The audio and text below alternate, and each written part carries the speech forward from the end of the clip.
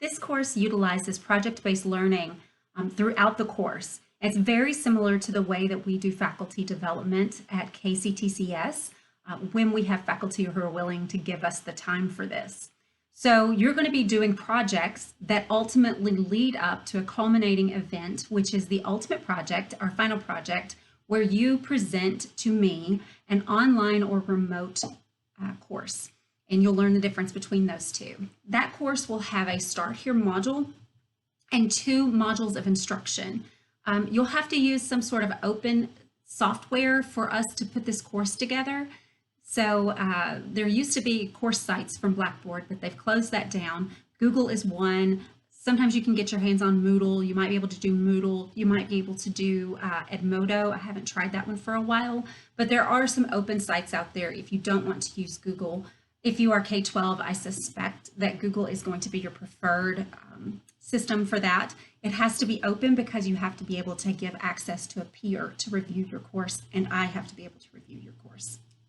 So that said, that culminating project is made up really of a lot of little projects that build up to it. So you're going to be creating a welcome video, a course tour, some accessible documents. You're going to be mapping your course. You're going to be outlining your course. All of those are small projects that are going to build into that bigger module project at the end.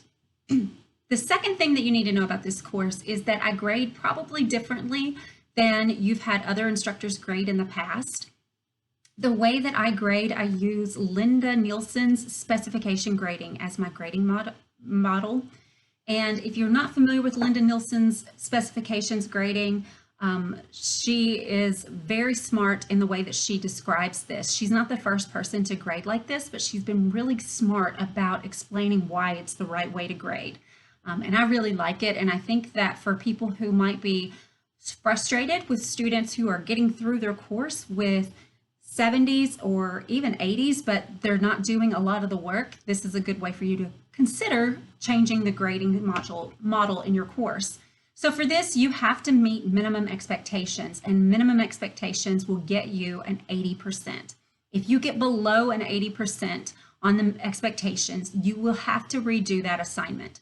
In addition, you are not allowed to skip any major assignments. You can look at the grading scale and see it is possible to miss a couple hundred points and still make an A or B in this class, but that is not part of the grading contract. The grading contract states that you must turn in all major assignments. So you can't just say, I'm not going to outline my course. Well, sorry, that's what it's going to take to pass this course. So make sure to read that section in the syllabus or in the Start Here module. It's the same thing. And be aware of how we grade.